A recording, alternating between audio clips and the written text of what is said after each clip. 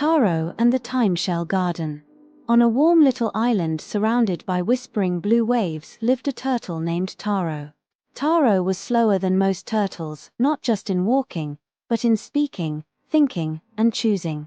The other young animals rushed around him, laughing and playing games he could never quite keep up with.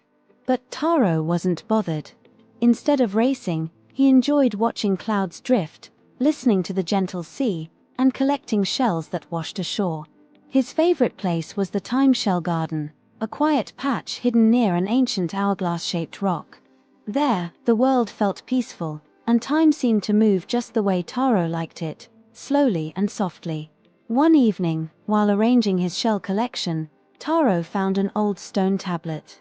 It told the story of a living shell, a magical creature born from the ocean's memories. It was said that anyone who found it would learn how to guide others, and even change their destiny. Taro's heart fluttered. A living shell, a shell that breathes, he whispered. He imagined something small, glowing, and beautiful, a friend who understood time the way he did. Taro quietly wished for just one thing: to find the living shell and learn its secret, not for power, but for belonging. He wanted to feel useful, to feel seen, to feel like he had something special to share. Determined, Taro set off along the island's rugged edge, where legends said the living shell might appear. But halfway through his journey, the sky darkened.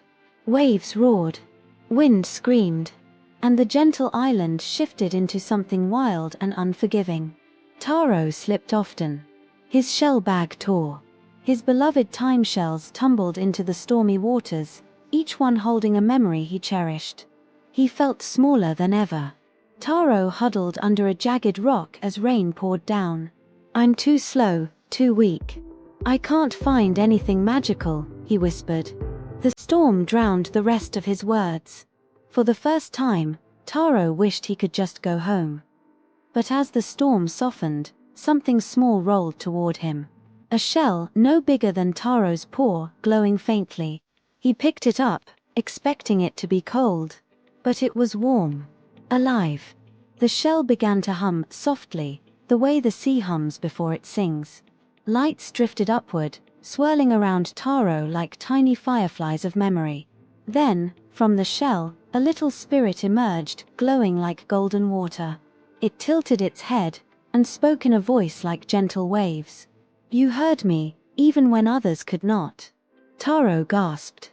The living shell had chosen him.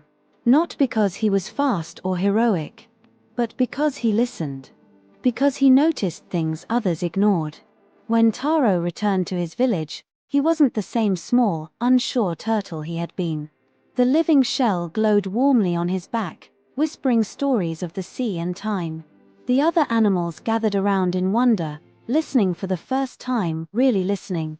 Taro became the keeper of the Time-Shell Garden. Under his care, the shells bloomed with new colors, new songs, new memories. He shared the magic he learned. How to slow down. How to understand others. How to let time be gentle. And every evening, as the sun rested on the horizon, the living shell sang. And the whole island listened. Taro had finally found his place. Not by changing who he was, but by embracing the quiet gifts he'd had all along. Your quiet strengths, patience, kindness, and listening are powerful gifts. You don't need to rush to be important. Sometimes, the world needs the gentle ones the most.